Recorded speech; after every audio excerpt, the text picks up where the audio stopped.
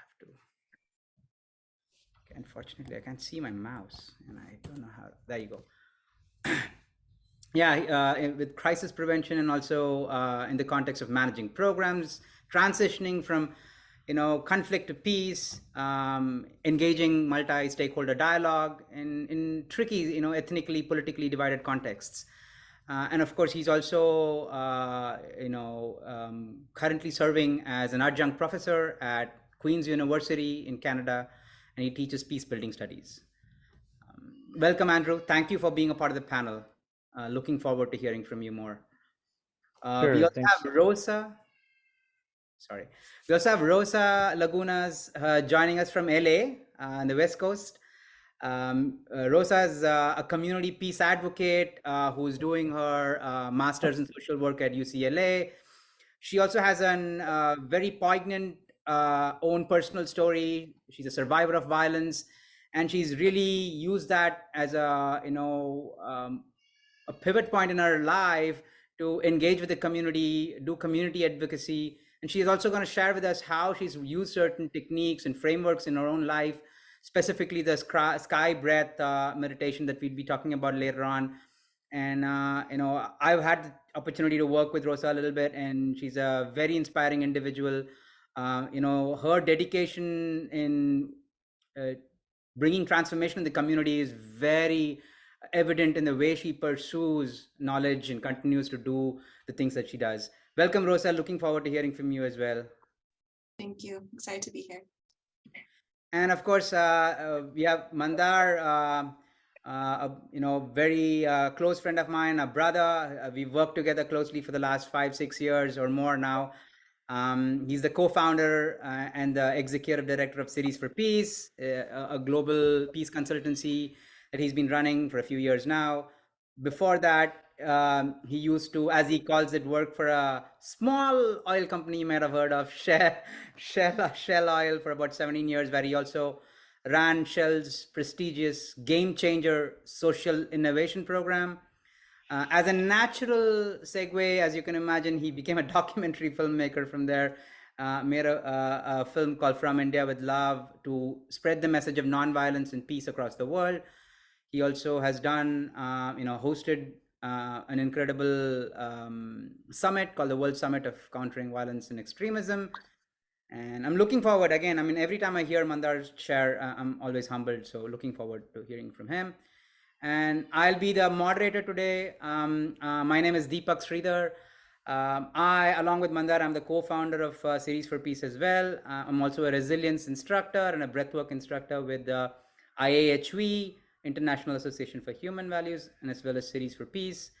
On the professional side, I work for a small fruit company you might have heard of called Apple. And I do management for them. I've been with them for 15 years now. And I'm looking forward to sharing this space with you guys today. So as I take it forward, one of the first things I wanted to do is kind of share a little bit about the organization that we're representing today called Cities4Peace. And this is a consultancy that Mandar and I had an opportunity to start this a few years back. And what I really wanted to share is what our mission, our goal is, and how we approach it. And really our focus, although the end goal is in bringing transformation in the community, as all of us do here, everyone here, that's our goal. And we choose to look at it from the lens of individual transformation and adding that up. And so I'm aware. I know, I'm sure you're aware, but yeah, go ahead. We just talked over each other once. No, but I think we need to mute somebody maybe. This is critical mass. Yeah. I have to be understanding what's happening with my own. Okay. We agree. We have to be understanding always. You have to be understanding what's happening, correct? That's the key. That's a good note to start our discussion on. So rather than me talk more about Cities4Peace, I'd like to quickly share a video with you guys. Let me share. And at any time, if you guys have a comment, please feel free to put it on the chat box. I'll keep monitoring it, and so that I can incorporate your questions.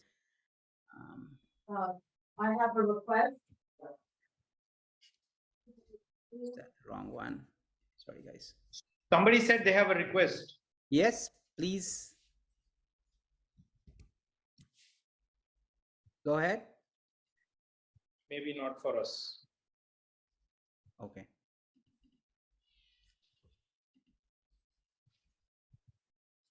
All right, I hope you guys can see this. Our cities and communities are facing unprecedented challenges today. Urban leaders need to deal with a number of local issues to improve public health, public safety, and overall quality of life. Community leaders and changemakers are looking to find solutions that rebuild trust, promote peace, and belongingness in their communities and neighborhoods.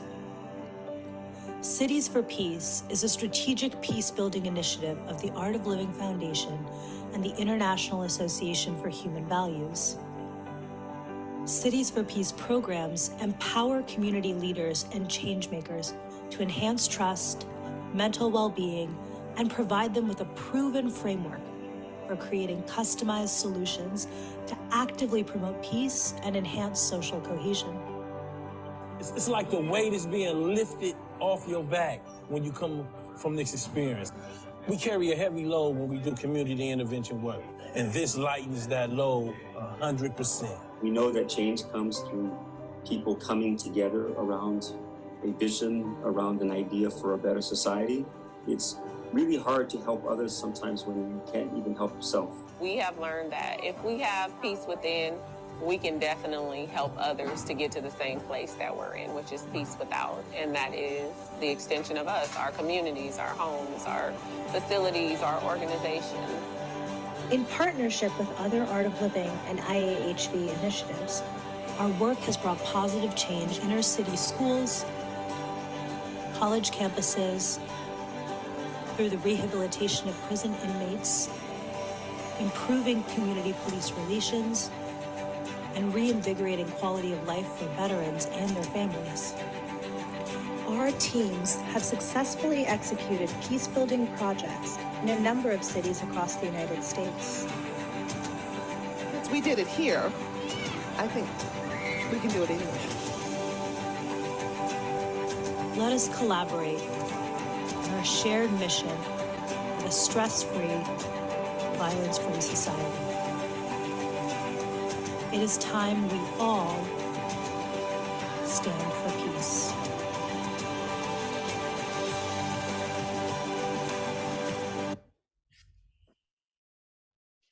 So, yeah, on that note,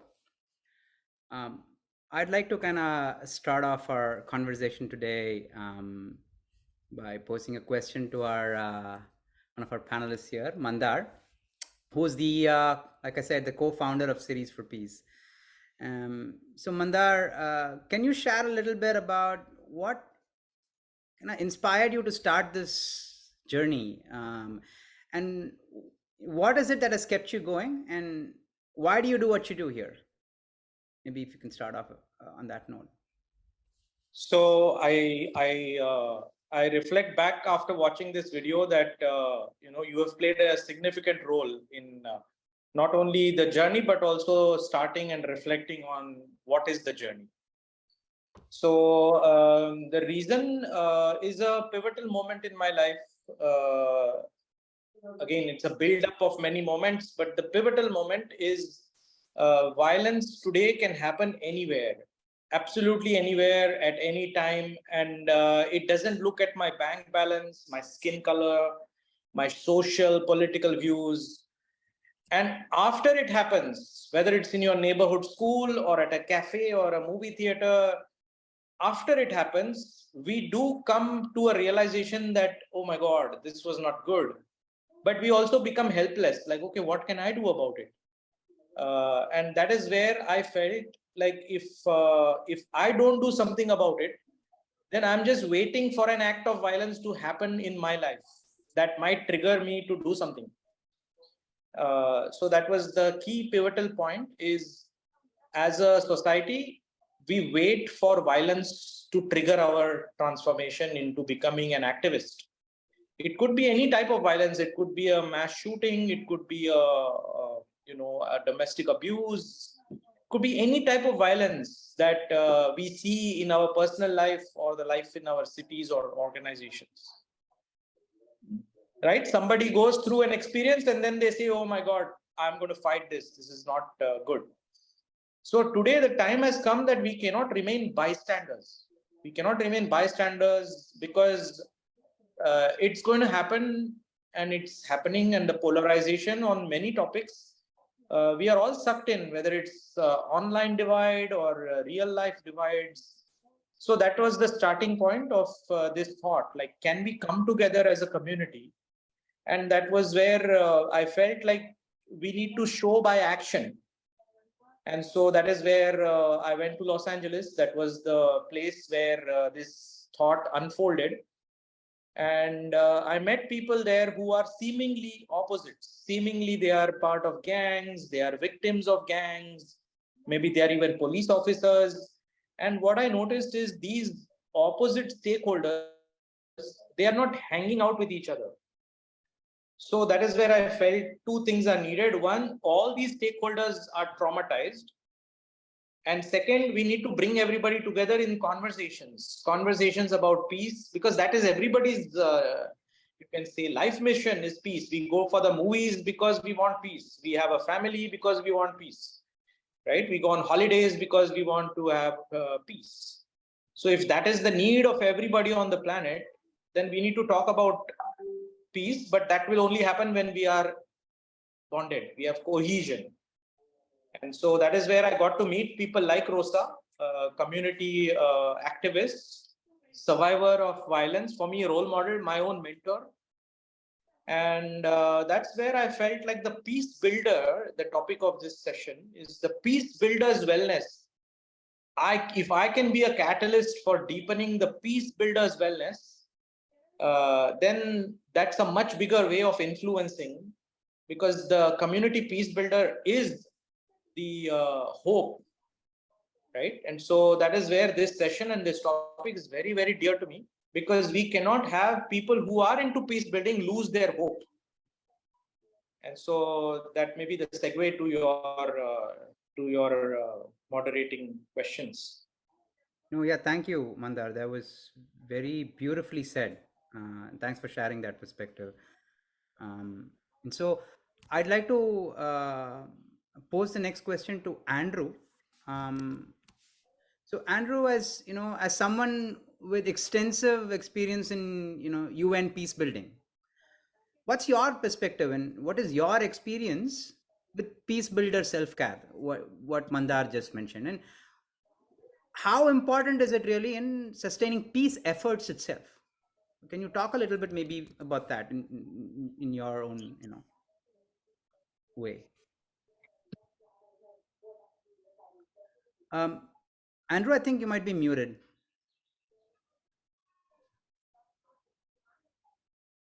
There we go. Sorry about that. Now can you hear me okay? Yep. Yeah. Apologies.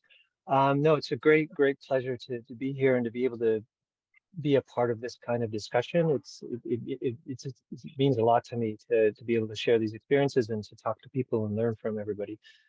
I mean, to make it a long story short, I mean, I spent the 90s working in Central America on the peace processes there, the early 2000s in Cyprus, and early to mid 2000s, and then a good chunk of the decade of the 2000 and 2010, whatever that decade is called, in Kosovo. And these are my El Salvador, Guatemala, West of Central America, Cyprus, Kosovo. These are my field experiences, and we started engaging in peace building before we really had a term for it. In the Salvadoran peace process, we got involved doing things that we later codified and described as peace building, but we didn't even have the agenda for peace from the UN Secretary General yet. So we didn't really know what we were doing. We just knew that we had to do things. We had to do things that were constructive towards the practical implementation of peace accords.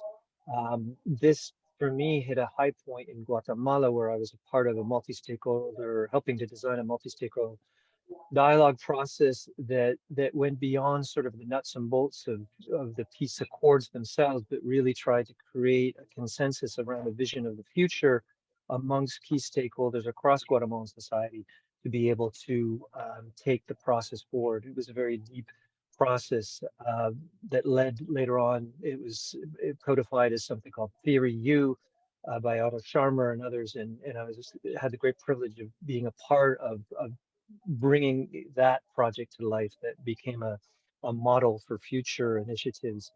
But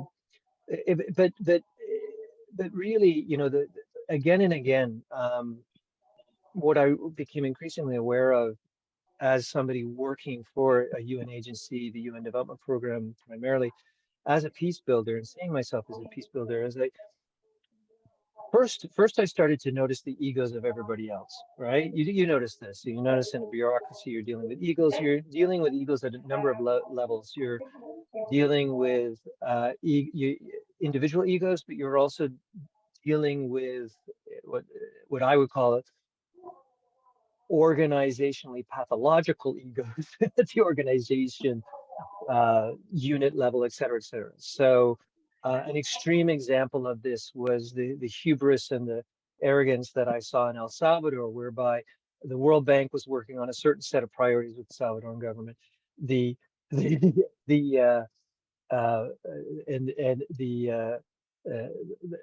UN was working on another set of priorities, and neither the twain shall meet.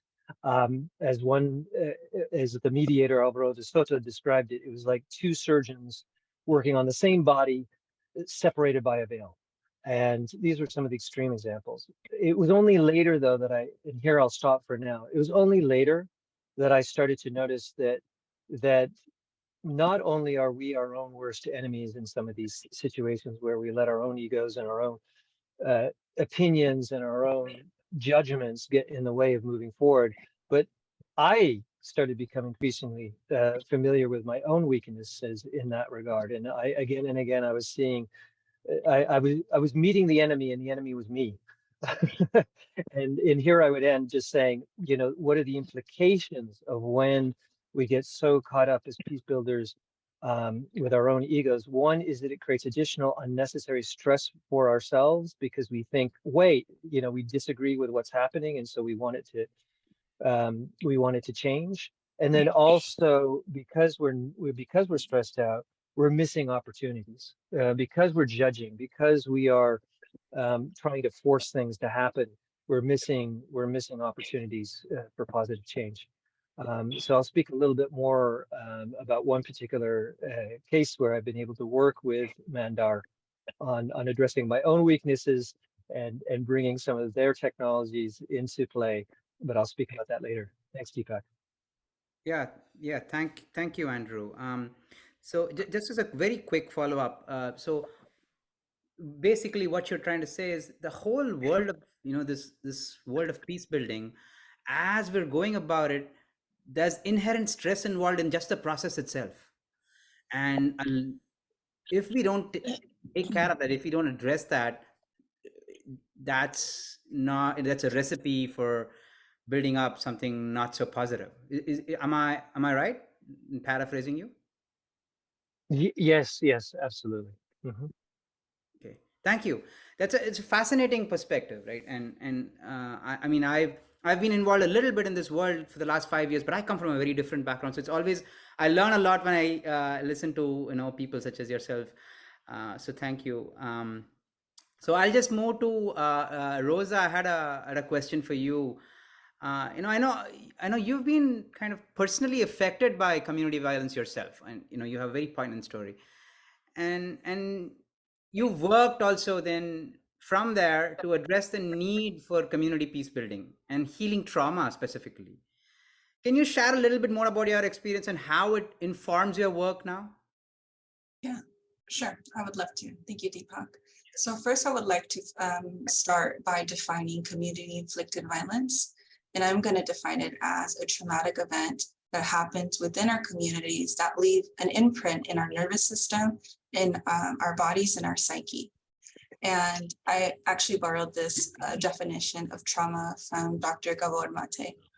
But for the purposes of my story, the traumatic event I'm focusing on is witnessing 2 homicides in my apartment complex that were a result of gang violence. So looking back at this experience with a social work lens, because I'm currently in my graduate school, I've learned many things, but I think the biggest insight that I've gained from this event is that the structures that we experience every day, that we interact with every day, are influencing our behavior consciously and unconsciously. For example, in my community, which is also known as an inner city community in Los Angeles, we have this culture of desensitizing these traumatic events that are happening in our communities every single day. For example, if I'm hearing gunshots, oh, it's just another day in the hood. But is it just another day in the hood? And is that even okay to say? So, but when we think about this, the effects of desensitizing these experiences, one, we're not being able to label these events as traumatic because we're normalizing them. And then therefore, we're not being able to identify the symptoms that are resulting from this trauma. In my story, for example, when the trauma happened, I was a college student. And at the time when it happened, I really dove myself into my education as a way to kind of distract myself. I didn't know what else to do. And also, not only was I a student, but I was going back to that same community that inflicted this trauma, of where I saw the deaths of my neighbors. So that was really hard. And I was often scared and very angry. And if I'm honest, the prominent feeling I had was rage. But when you think about it, that is a symptom of trauma. So because I was in survival mode, we'll call it survival mode because I was just surviving every day. I was not thriving. I didn't have the mental capacity to deal with my anger. And in fact, I felt crazy, and I'm emphasizing because at the time, I didn't have the language to really identify how I was feeling like I do now. So though these symptoms, such as our communities, are having an impact in our body, on our behavior, communities often don't have resources in order to really address our mental health services. Like in my story, I didn't have available access to mental health. I had to access that in my education, and that's a position of privilege, but not everyone has that, unfortunately. So that means that people are dealing with their trauma alone. Thank you, Rosa. Such a poignant story you have, and thank you for sharing openly and sharing about how you felt and what you went through. And it takes a very strong person to use that as a catalyst to bring positive change. So first off, I just want to recognize that and thank you for that.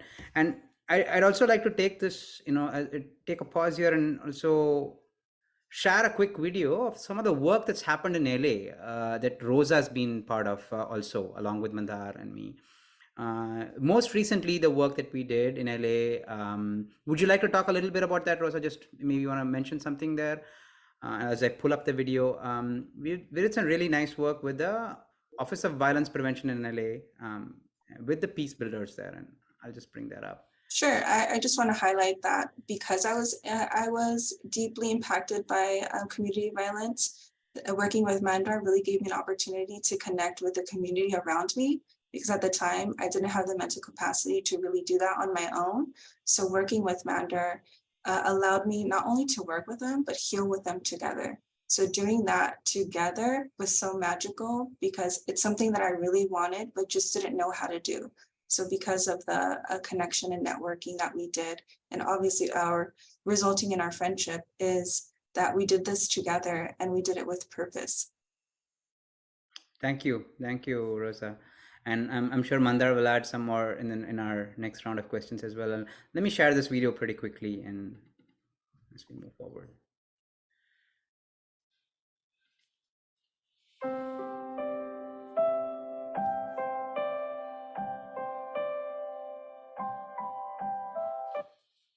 One of the main challenges for peace building in LA County has been the lack of understanding, support, and adequate funding for community violence interventionists as part of the public safety system, who are really doing the core work of reducing violence and trauma and building peace in the community. This mindfulness leadership workshop has really helped me in terms of improving my mental well-being and reducing stress, primarily the victory breathing technique that we learned. I found that to be very useful for me as an emerging daily practice to help me recenter, to help me reset in the work that we do. I think providing this training to other community intervention workers and ambassadors and individuals who are part of the public safety system, which includes public health, which includes our partners in parks and libraries and law enforcement, would be really great, because at the core of creating peace in the community is really building peace within ourselves. So I think taking that time to focus in on that would be beneficial for all of us in this work. One of the big things that I've learned is to really recognize my emotions and how they're tied to your breathing. So now through this process, what I have learned is as I'm getting upset, I learn to recognize that pattern of my breathing. And what I do at that point is just take a moment to breathe and relax. So it has really helped me with that. I've noticed that I've been able to sleep a lot better. When I wake up in the morning, I'm a lot more refreshed. I really encourage everybody who has the opportunity to do it, It really helps you relax. I am honored and thrilled to share a little bit about my experience with the Cities4Peace training. And I've been nothing short but impressed and inspired by the training. Through the training, I've been able to learn my triggers and how to calm myself down when I'm exposed to trauma or suffering from a panic attack or having anxiety. Through the breathing techniques and grounding techniques, such as the bellows breath or the victory breath, I've been able to ground myself and find inner peace within myself. These techniques have not only helped me in my professional life, but have helped me in my personal life. And none of those are easy, but having these techniques in my toolbox will help me have inner peace. And I will also be able to share these techniques and understanding peace within throughout LA County. The mindful leadership workshops have helped me improve my mental well-being and helped me to reduce my stress by practicing some of the breathing techniques that we learned in this training. It also helped me to work with my coworkers and remind them that, breathing is essential. It's the first thing that we do when we're born, and it's the last thing that we do before we pass on. I hope that other community intervention workers, peacemakers, peace builders, peace ambassadors in LA County and organizations and those who work to prevent trauma in LA County are able to take an opportunity to participate in this training in the future. You will gain so much from this, both personally and professionally, and considering our times, I think this is a really good tool to have in our toolbox when it comes to our well-being and conducting the work that we need to do in order to keep peace in LA County.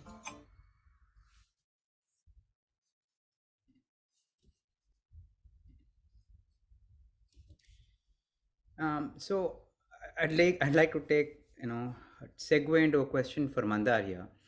So Mandar, obviously, having listened to Rosa, watching this video with the LA OVP graduates,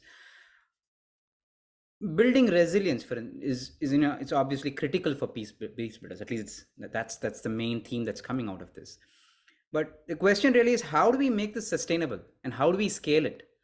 And so that it's accessible to more people across the world where there is conflict, where there are peace builders working.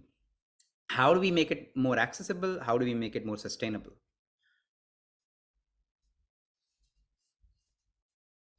Mandar, you're muted. I'm sorry. Can you hear me now? So when I was doing this work in Los Angeles, the first program where I had brought people from the opposite sides of life, I saw a helicopter, a chopper coming, and there was obviously some incidents that had happened in that South Central LA neighborhood. For me, it was new. I had never been exposed to any of this. But this workshop was happening in an elementary school. And I saw the kids, as soon as they saw the chopper, they started taking cover. They started going in the classroom. And so I said, hey guys, how does the child know that they have to go in the classroom?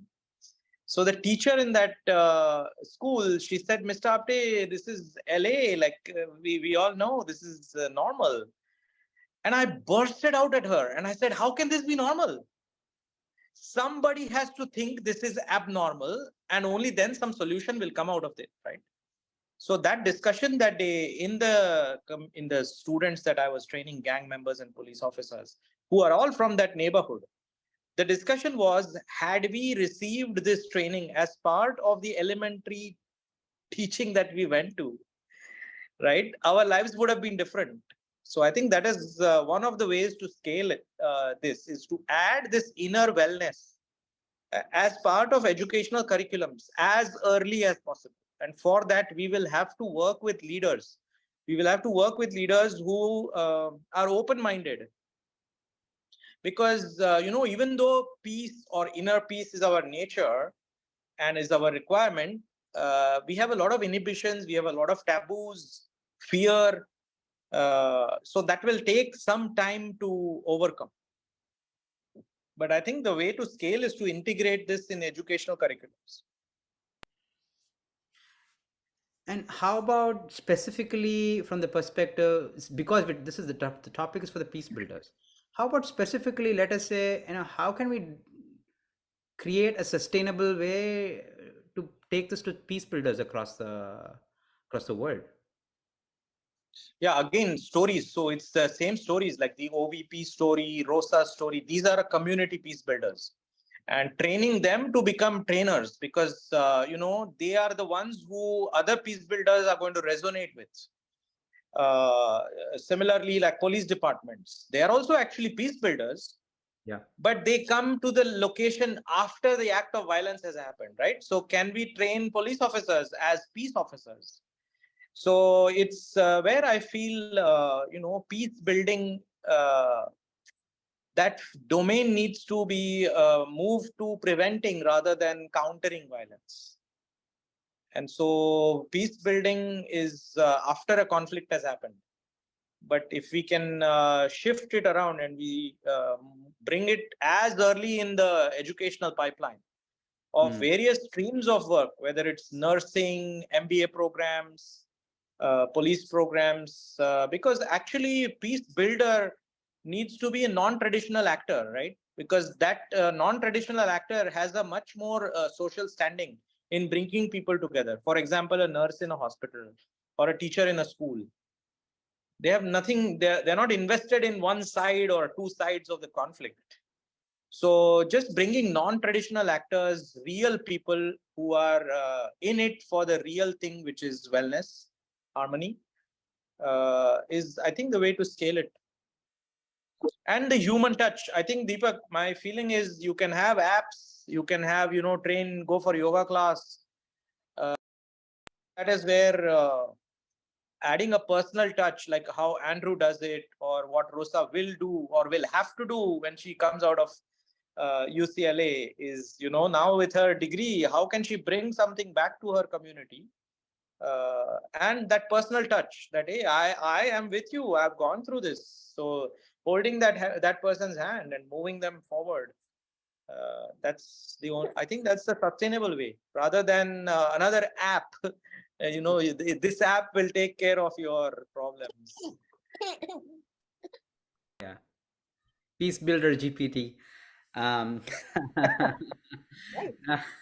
No, I mean, every time I have conversations with Mandari, something sparks. He brings up a very unique perspective. So thank you for that. It's an interesting way to look at the whole idea of peace building. Definitely fascinating to reflect upon it from that angle. Going back to Rosa, I know, Rosa, you spoke a little bit about your personal experience, about the need for community building, and your own experience with community violence. But can you talk a little bit more about how healing trauma, right, and addressing mental health concerns are key for building and sustaining peace in our communities? Can you talk maybe from that perspective a little bit? Sure. I think really, Mandar mentioned it, in order for us to really sustain peace in our communities, it's important for us to work on our inner peace first, as Mandar mentioned, which we probably heard about. But for me, through my story, addressing my mental health was a key factor in having sustainable peace within me and in my community. Like, for instance, when I first witnessed my first homicide, because there were two separate ones that happened a year later, I really got involved with my community. And at the time, I really needed something to help me feel better. And I thought connecting with others would ease the pain that I was feeling and really the suffering that I was going through. So I did that for about 8 months, and it was helpful, and it helped me at that time because I really needed to feel connected. But at the root of me, I was still very angry and I was suffering. So in reality, it wasn't sustainable, right? It was just fulfilling the need at that time. So it wasn't until my first Sky program is where I finally understood the piece that I was missing. And I guess I can say that because when I took my first Sky course, and as soon as it was done, I felt silence that I hadn't felt in 2 years. So it seems like I was unconsciously holding on to anger that was a result of my trauma. So having that other side of like, wow, this is peace. Wow, I can hear the birds. I was having an inner dialogue with myself every single day because I was in this survival mode, right? So in reality, if we zoom out a little bit more, witnessing trauma like I did, it caused me to really disconnect myself from myself. Again, because of this chatter, these symptoms that I was experiencing. Later, I realized I had like PTSD and depression, and I didn't even know it as it was happening. So I think once I had the time to finally connect with myself, my life I was back on track, but almost in a different way. I was now starting to live with purpose, having goals, I had intentions. And honestly, it really helped me decide to go back to grad school, and that's where I am today. So working on my inner peace has given me the opportunity to not only create peace with myself, but I got to share it with others like Mandar in my community. And I didn't even think about that would even happen. And now I'm sharing my knowledge and my experience and my trauma in an educational way. And every interaction that I'm making is adding peace to the world. So I think this is what's needed in order for us to really sustain peace. And when you work, Rosa, with your community members, do you also see often that, do you see trauma a lot in the community as well? And is the perspective here that they have to heal that trauma as well for us to really make peace sustainable? Is that the perspective you're bringing here? A great question. I think in my community, I've kind of stopped community work so I could focus on school. But at the time, I think together we kind of normalize like that we're feeling like when we hear gunshots and like not feeling scared is like normalizing it. So in a way, yes, we're experiencing trauma because our environment itself is sometimes creating it, but we oftentimes don't pay attention. Me now as a social work intern working in counseling services, I see every day that students are coming in with trauma, whether it's about their parents or like childhood, whether it's about their community, whether it's about school. It's happening every single day, but oftentimes we don't have the language to really identify what's happening. So I think in order for us to, when we think about peace, Dr. Gabor Mate explains that healing is when you finally connect to yourself. So in order for you to really be in peace with yourself, you have to find that connection with yourself. And I know not everyone is in a position of privilege to have tools, practical tools to help them get there. And maybe they don't have resources available, and that sucks. And I've been there. But in order for you to sustain it, you have to come back to the self, which is love, basically. Deep. Thank you. Something to reflect on for more and more. Andrew, just coming back to you, you briefly mentioned about your work in Cyprus earlier. Can you share a little bit about how the peace building work that you did over there has impacted your views on Peacebuilder self-care? And what strategies have you found, effective in sustaining your own well-being as a Peacebuilder, especially in challenging environments? Right? Maybe if you could share a little bit about that. Sure. I mean, one of the things that I always thought I was doing right was I would try to be. I remember, I forget where I read it. I read somebody said something about, oh well, it's important to be the calmest person in the room. So I would like force myself to be calm, and then that camel's straw breaking the camel's back moment would come, and I would just lose it completely, right? And because you're just I'm calm, God, I'm calm, I really am. So this was, I mean, I've had a few extreme examples of really either from the threat of physical violence or in the case of Cyprus, it was more psychological. Like what we sort of went in there thinking in around 2003, 2004 that we were actually going to be part of a peace process. And in my mind, I thought, oh, this is great. I got to do this in Guatemala, El Salvador. Same mediator that I mentioned before, Alvaro de Soto, mediating. We're working side by side. I'm leading a peace building program there, and very well funded, lots of resources to jump in behind implementing the peace accords, hoping to approve, to help improve on what some of the approaches that we had taken in Central America. It all fell apart, right? Because one side voted no and one side voted yes, right? And not only was that just a moment of great disappointment for so many people, but what we didn't realize was that the elites from that side that said no would actually come after us as threats to their own agenda. So we were accused of all sorts of things. We were accused of bribing people to vote yes for peace. We were accused of spending millions of dollars on this.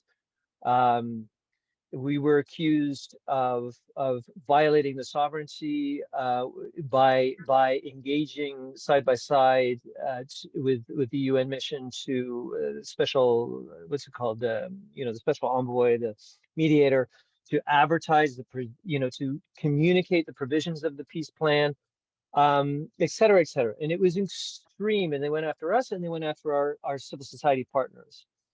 And not only did they do it once, and this was sort of, it almost felt like a calculated attack. So it came from political elites, it came from the media that was aligned with those same elites. And it was relentless, and it went on for 2 years, and 2 years, because I'd been there for about 6 months when this happened. And then I'm just getting exhausted. And then 2 years later, some new elections are coming up, and they start again. And at that point, when I'd heard for the 50th time that we had spent $65 million to bribe Greek Cypriots to vote for peace, I lost it. I got angry. I did all sorts of things that I should not have done. I took it personally. I escalated. I started to treat one side of the conflict as my own, in a sense, personal enemy. I leaked information to the press instead of going alongside the people there, even the spoilers, even the ones who were so adamant that we should disappear off the face of the earth and that I should be declared persona non grata. I should have sat down beside them. I should have tried better to learn their own perspective, but I lost my cool, and I lost my cool for about 2 months. And then I got another job and I left. And that was probably the best thing, because I was, I had completely allowed my own ego to get in the way of getting to what was best for the UN, what was best for the Cypriot people. And I wanted to win that battle. And of course, there was no battle to win. And I think as I reflect on that over the years, it led, I continued working for the UN for another, whatever that was, 12, 13 years. But I left, and I left partly because of that experience, because I realized that I needed to do a lot more self-reflection, and I needed to really look more seriously at my own role in building peace. And so lo and behold, I meet Mandar. I do, I do the training with him. We start talking, and we have the opportunity to go back to Cyprus and work on this very issue. And we worked with, initially, I think it was 20 female peace activists, an incredible group of people, all feeling isolated, all feeling so depressed. Here we are 16, 17 years later, nothing has changed. And and we had a chance to work with them, and by providing people with tools to manage and connect to their own emotions and to really be able to understand what's happening for them, all that frustration that they were feeling. Some of them had also suffered trauma as well. And it was a huge privilege to be able to have the chance to go back as a different person with a different understanding. And I don't know if, I think we probably run out of time for videos. I don't think we're going to show any of the videos of the women themselves, but at this time, but there, the sense of relief that I witnessed amongst them, the sense of like, I'm not alone in this, the sense of a safe space to be able to express themselves and to be able to talk frankly about what had been so frustrating for them as women and as women peace builders was incredibly rewarding. And also finally, the sense of initiative and newfound motivation that they felt to be able to go forward despite all the challenges and despite all of the frustrations was incredibly rewarding. It was the project that I should have done 17 years ago. And I'm grateful to Mandar and to UNFICYP actually in the UN and to Cities4Peace to be a part of that. So that's my story. I do the exercises and the meditation that I learned from Mandar every single day. I do it in my own way. It helps me to stay centered, grounded, and in all of the work and in all of the family work that I do as well in my own family. And I'm very grateful for that. I wish I'd known this 25 years ago, 30 years ago. What a powerful sharing, Andrew. I mean, it takes a very strong, very special person to come out and share the way you shared openly. So I mean, I could feel what you were as you were walking us through that story, that up and down that you experienced. Thank you for that. Actually, we do plan to share very quickly on that note the video from the Cyprus work you just mentioned. It's about a 5-minute video. Have that right here.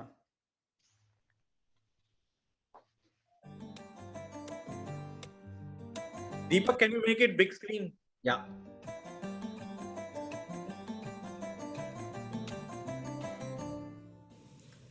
For the last 50 years, we have lived under ceasefire conditions in Cyprus, under the conditions of a comfortable conflict that we are named as Cyprus problem simply. The video isn't moving. Efforts at various levels to build peace haven't achieved the desired result. Now it is. I think the main challenge in peace building in Cyprus is prejudices and bias, which we are borrowing it from the older generations because they went through serious traumas, losses, and pain and separation. We have lots of challenges to peace building in Cyprus. One of them is the intergenerational trauma that still hasn't been healed. Another one is a lack of trust between both communities.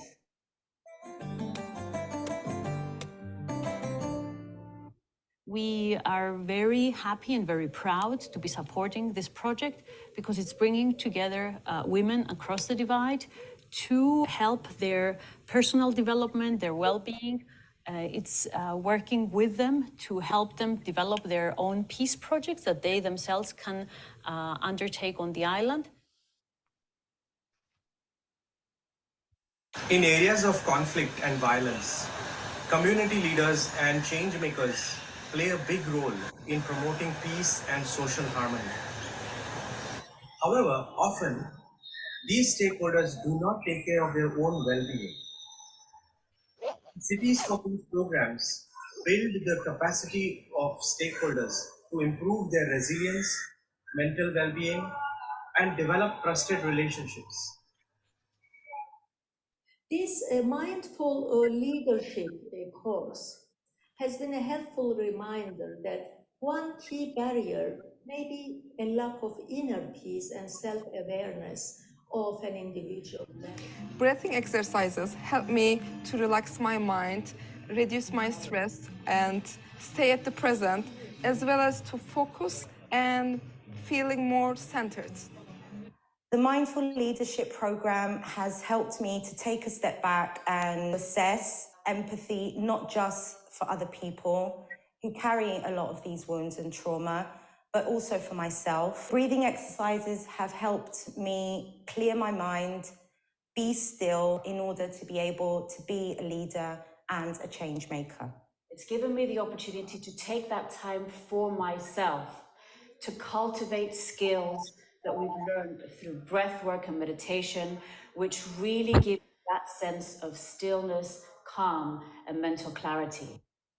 So the benefit of this kind of training is that it helps us to start to build a sense of inner calm, to be more centered, to be able to really be in a better position to identify new partnerships, new relationships, new sources of optimism, and new opportunities to create projects that have a better chance of bringing about positive change in the conflicts that we're working in. Participants are encouraged to design a peace project that will bring peace and social harmony in the community using the wisdom that they have learned during the program. So I'll pause here because we started a little late and I don't want to go too much over time.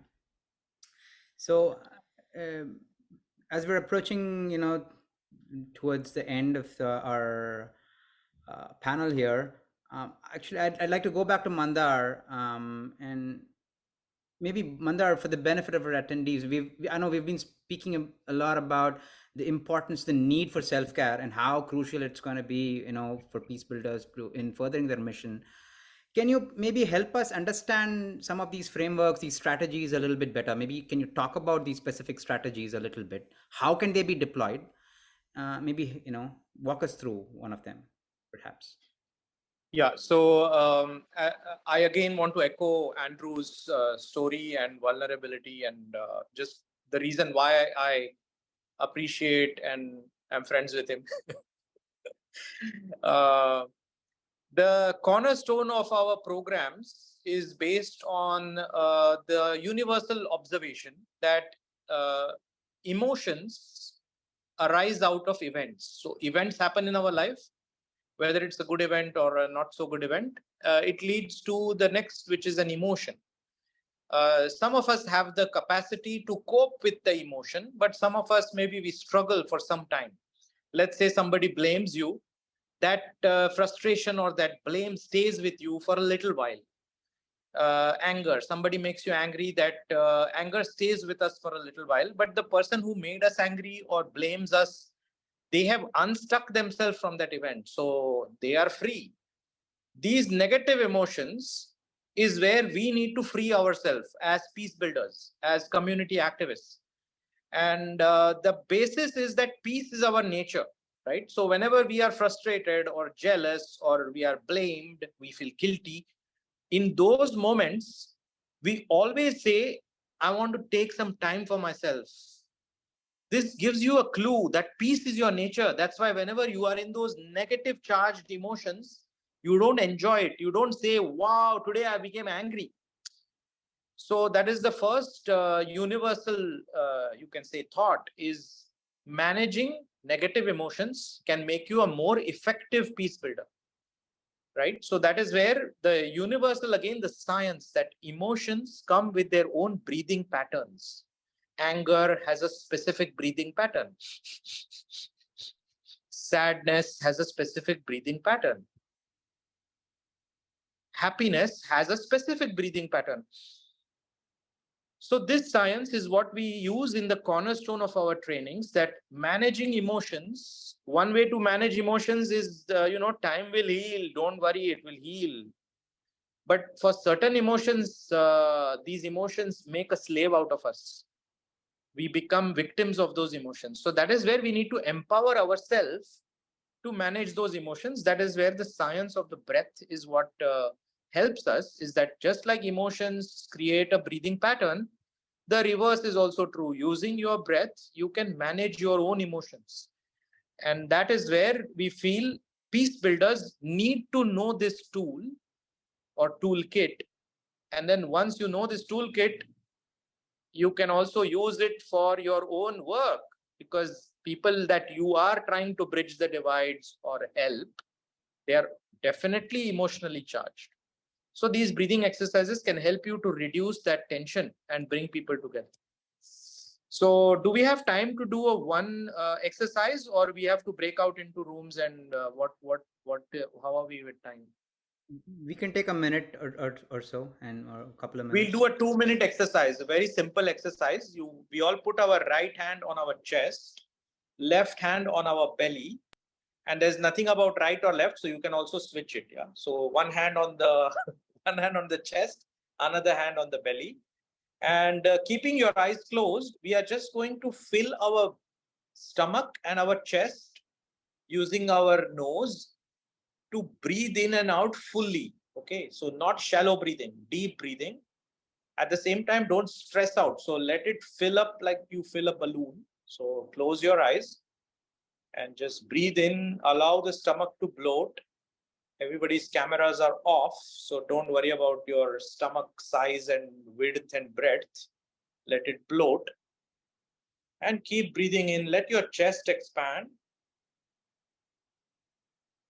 And now breathe out and notice how the chest muscles relax, diaphragm relaxes, and squeeze your belly in. Keep breathing out till your belly is fully in. And breathe in, fill up your belly, fill up your abdomen, stomach, navel. Keep breathing, fill up your chest, diaphragm. And breathe out. And with your hand, just observe the motion of the body. What happens when you breathe in? Take a deep breath. Stomach expands. Then chest expands. And breathe out. Chest collapses first. And then you can bring your navel in. Let's do 2 more rounds with your eyes closed. Breathe in, full breath.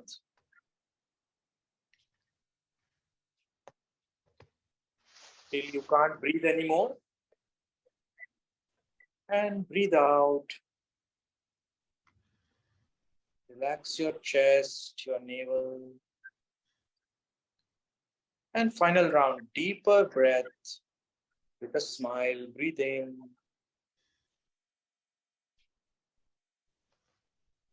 Fill up your chest. And breathe out.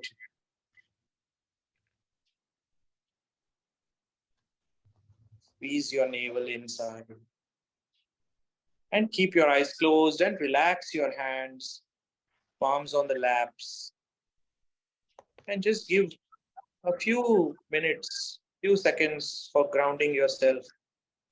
Become aware of your breath, any sensations in the body.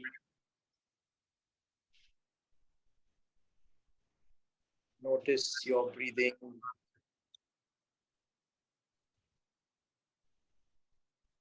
Notice the state of your mind. And whenever you feel complete, become aware of your surroundings. And we may gently open the eyes, taking your own time. If you feel like keeping your eyes closed, you may do so. So this is a simple exercise that we can all do every day. Maybe 5 days you can do this as a homework. And it will help you sleep better. If you are having struggle sleeping, you can use this at the end of the day or in the beginning of your day and see if it energizes you, relaxes you. And that can, be your own time. Your me time can be with your breath. Okay, Deepak. Thank you, Mandar. That was very, very nice. Andrew or Rosa, do you have any closing remarks? If not, I'd like to give an opportunity to the attendees of the session if they have any questions for us to open I up. would like to share something quickly, if that's okay. Yes, of course. I think the most important thing I want people to take out of this is that sometimes healing is not a fun process. It's probably annoying, it's tiring, it's exhausting. When you're in this survival mode, like me, for example, it's really hard to connect to that peace within yourself. And right now, and in all honesty, coming to this, I kind of had this idea that should I be here? I'm having such a terrible time in graduate school. I'm surviving right now. And here I am going to talk about peace. But I had to remind myself that I'm in grad school, so there's a lot of challenges coming my way. And it's just taking me a little bit more time every single day to practice the peace for myself so I could connect with myself. So don't believe that peace is, you know, all rainbows and butterflies, because it's not. And especially giving yourself grace at where you are, what you're doing. If you're like a single mom, or if you're overwhelmed with work, whatever's happening in your life, know that it takes time and it's always there, but we just have to find it every single day. Thank you so much, Rosa. Beautiful words. That's why she is my mentor. Very nice. So I'd like to just open up the space for anybody who has any questions, any thoughts, any reflections. Please feel free to unmute yourself and ask us, or if you'd rather put it on the chat box, please feel free to. We'll stay here for another 5 minutes or so, and would love to hear any thoughts, what you got perhaps out of this, or. And as you do that, I'll also share the slide back. We'd love to collaborate with you, peace builders who are in the session. You know, I think we need to take this well-being, sense of well-being, the science of well-being to our peace builders. I think we really feel it's paramount, the need for this. And we'd love to collaborate with everybody here. So on that note, I'll pause. Anybody who wants to say anything, share anything, please do. Thank you for the kind words, Joan and Cecilia. Really appreciate it. Joan, if you're able to speak, where is your display picture? It looks like a sunflower garden.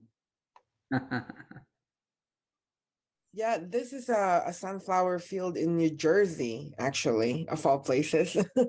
Yeah, it's called the Garden State for a reason. But I'm calling in from just right outside Philadelphia. No, I have no questions. I really just wanted to appreciate everyone on this space for sharing and for feeling free and safe enough to share everything that you have shared with us today. I learned a lot, so thank you so much.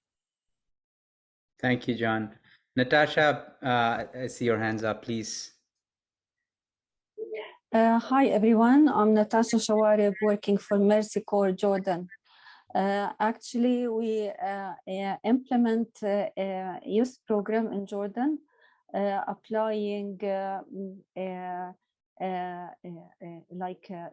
of course, aiming for like peace building, working with refugees and with vulnerable communities.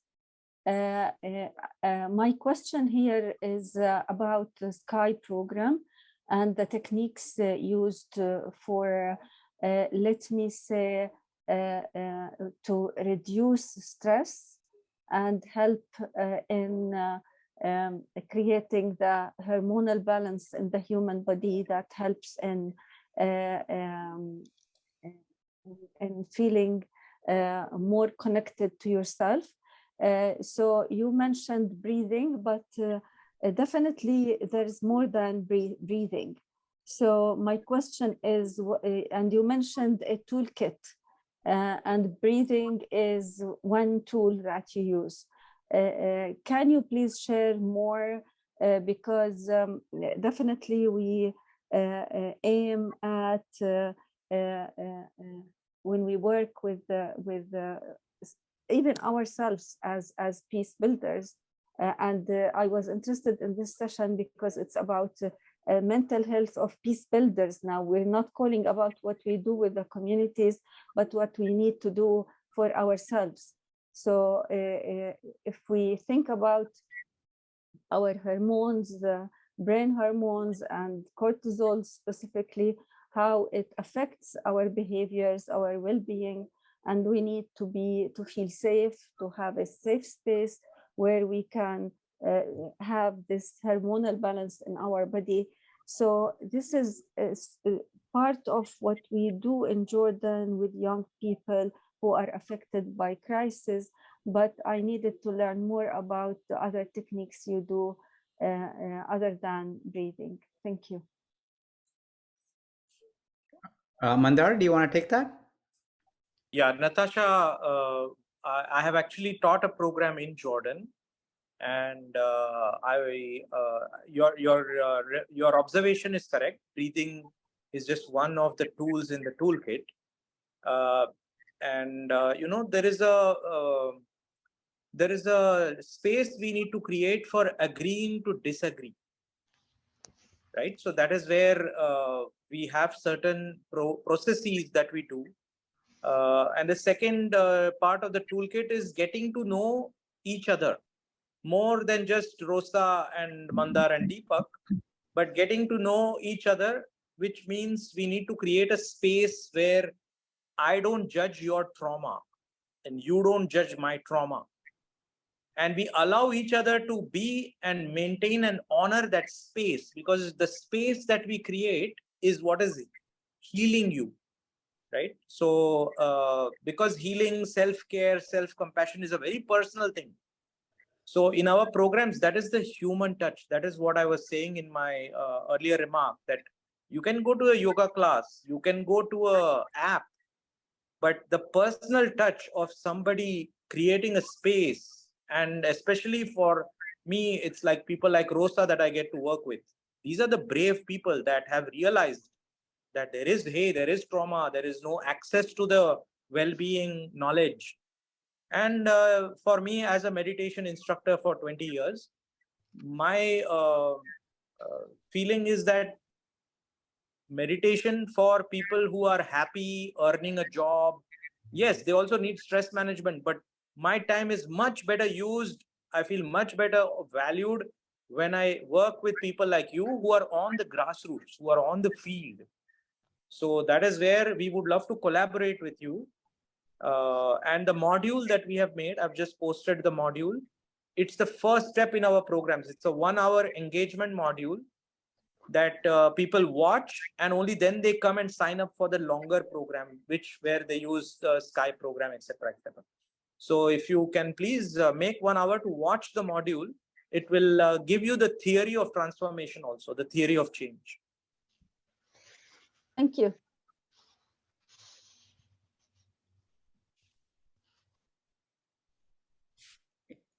Cecilia has a question, Mandar, also maybe you can also try to address it. Rosa, thank you for your answer. The question was, does anyone recommend any other thinkers, books, podcasts, websites about this topic?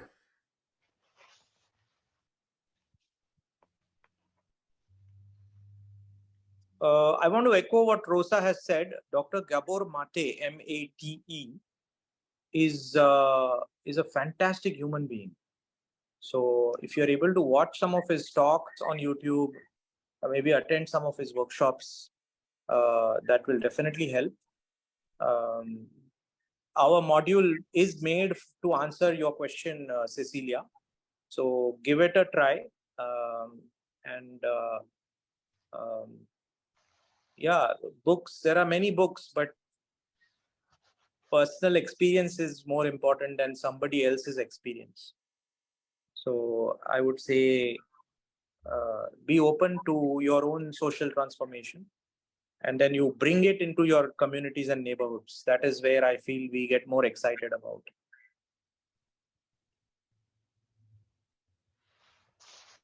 Thank you, Mandar. Thank you so much. Thank you, Cecilia. Yeah. Nyambura Kijuki, where are you from? Can you tell us more about you and what you do? You seem to have 10 plus years of experience, as you shared.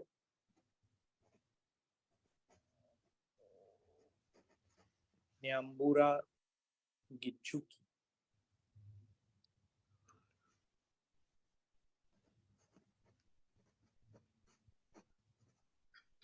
I'm from Nairobi, so you're in a living room with fun of noise. We will put our LinkedIn information here. So just add Rosa, me or Deepak on LinkedIn and let's find a time to Zoom and see if we can do something together.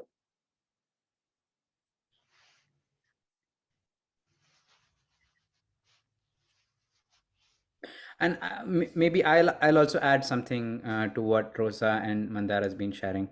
I think this whole idea of resilience, building resilience, it's a journey. And we have to equip ourselves with multiple tools and frameworks. And that said, I think what we have found is this whole idea of how can you transform your emotions. And that's where we've found that breathwork is a very powerful tool. It's so powerful that we often overlook it. And so definitely that's one space. Of course, intellectual understanding, acknowledgement and understanding of what we're going through ourselves. How can we look at the same topic from a different perspective? I think that has helped me as a in my own journey of healing trauma, building resilience for myself, and also I see that helping people who we serve as well. Iman, please go ahead. Thank you very much. This is just a follow-up on some of the conversations that were happening in the panel before about managing emotions and things like that. I guess I just wanted to get some clarity. Is it possible to learn how to manage those emotions and acknowledge those unhealthy behavior patterns without assigning a moral value to them? In the sense of when we experience anger or fear or things like that, I don't really characterize that stuff as negative per se, maybe more difficult. But I understand that obviously unhealthy patterns of behavior and states of mind can result from that. So I just wanted to get maybe some clarification on how that's being interpreted, when discussing how we manage our emotions and our breath. I think what you said, if I may, Deepak and Mandar, are two different things. One, acknowledging how you're feeling is able to connect to yourself at this moment in time. But the patterns is a separate thing, I would say, because it's a reflection of the patterns that you're created. So if you're angry, for example, if you're angry at a stop, or me, I have road rage. So I'm honking and I'm feeling the feeling, but I have this pattern. And the pattern, when I reflected here in therapy, is I have a pattern of being impatient because I don't know how to navigate through my negative emotions. So understanding yourself is understanding the feeling, and then the pattern is something separate of that self-reflection of, okay, I noticed this is happening. What have I noticed this in other times? And exploring in that way versus categorizing as I'm deeming this as inappropriate or bad. Mandar and Deepak, did you want to add something? Or did that make sense, Iman? Yeah, it did. I think it's probably just maybe a difference in the language more than anything else, but that does make sense. Thank you. I didn't expect anything less from you, Iman. You are, you are a very. We've had a lot of conversations. Yeah. No, it's definitely not a negative thing to be angry. You have to be angry because of all the social injustice and all kinds of terrible things that are happening in the planet. If you don't get angry, you will not do anything. So, but does that anger, is it from your throat or is it from your heart? I think that is the difference. That is a choice you make. You know, you can be angry, you can show anger, but being angry has no meaning for you. You might get a heart attack tomorrow. Right? So showing anger, being angry, absolutely, we should get angry every day. Every day. But that anger should not stay with you. It should be just like a line on water, perhaps, so that it doesn't affect your inner world. So it's per se not a negative emotion because it can activate you. So it all depends on, you know, your coping mechanism. Yeah, and I'd like to just resonate with what was being said. It's not about the emotion itself, right? And I agree with what Iman was saying. There is no need to assign a label of good, bad to what we may be going through. I don't think that's that's the intent of anything that we're saying here either. But at the same time, as Rosa beautifully said, it's important to be aware of what we're going through. A lot of times, at least, before I started on this journey, when I reflect back, I don't even know that I'm going through something. I'm just reacting to what's happening inside. And that doesn't serve me so well. In the end, it's just that then the emotion kind of decides my course of action.